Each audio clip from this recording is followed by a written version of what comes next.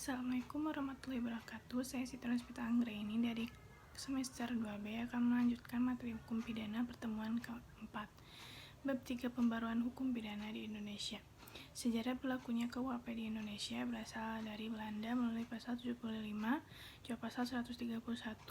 Sejak 1 Januari 1918, alasan diadakan pembaruan KUHP itu alasan politis, alasan sosiologis, alasan praktis, alasan adaptif. Yang ke-1, alasan-alasan diadakan pembaruan KUHP itu alasan politis. Negara Indonesia adalah negara yang merdeka. Oleh karena itu, sudah sewajarnya lah kalau memiliki KUHP yang sifatnya nasional yang merupakan hasil ciptaan bangsa Indonesia sendiri. Alasan sosiologis, dalam KUHP warisan kolonial Belanda masih ditemukan atau terdapat nilai-nilai budaya dan agama di Indonesia yang tidak diatur dalam KUHP, bahkan tidak mendapatkan pengaturan. Misalnya, hukuman mati dalam KUHP Belanda sudah sejak tahun 1896 dicabut dan tidak berlaku lagi.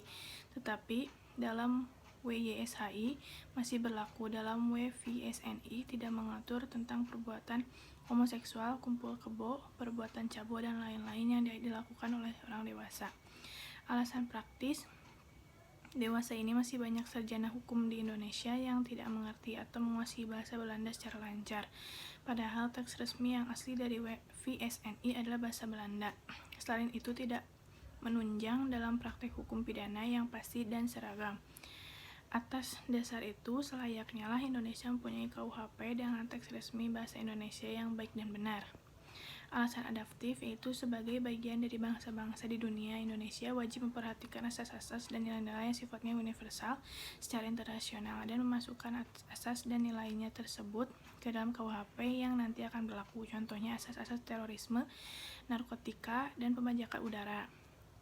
Yang B, cara-cara melakukan pembaruan KUHP, kriminalisasi suatu proses pembaruan di mana suatu perbuatan tadinya bukan merupakan perbuatan yang dapat dipidana, tapi karena perkembangan masyarakat menjadi perbuatan yang dapat dipidana, atau penciptaan delik baru. Alasannya karena kalau delik agama harus diatur secara rinci tentang agama, misalnya tentang penghinaan agama, kitab suci, nabi, ulama, dan lain-lain. Dekriminalisasi suatu proses pembaruan yang tadi suatu perbuatan itu dapat dipidana karena perkembangan masyarakat menjadi pembuatan yang tidak dapat dipidana atau memadukan delik. Contohnya, pasal 534 KUHP terbatas hanya pada petugas atau penyuluh keluarga berencana. Rekriminalisasi yaitu suatu perbuatan yang tadinya dapat dipidana karena perkembangan masyarakat menjadi tidak dipidana. Kemudian, karena perkembangan masyarakat pula maka perbuatan tersebut menjadi dapat dipidana kembali.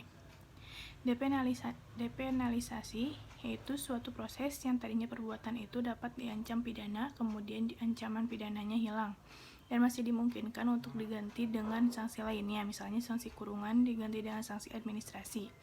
Mitigating suatu proses pembaruan yang tadinya suatu perbuatan dikenakan sanksi hukum yang berat diganti menjadi sanksi yang lebih ringan, contohnya pidana mati diganti dengan pidana seumur hidup.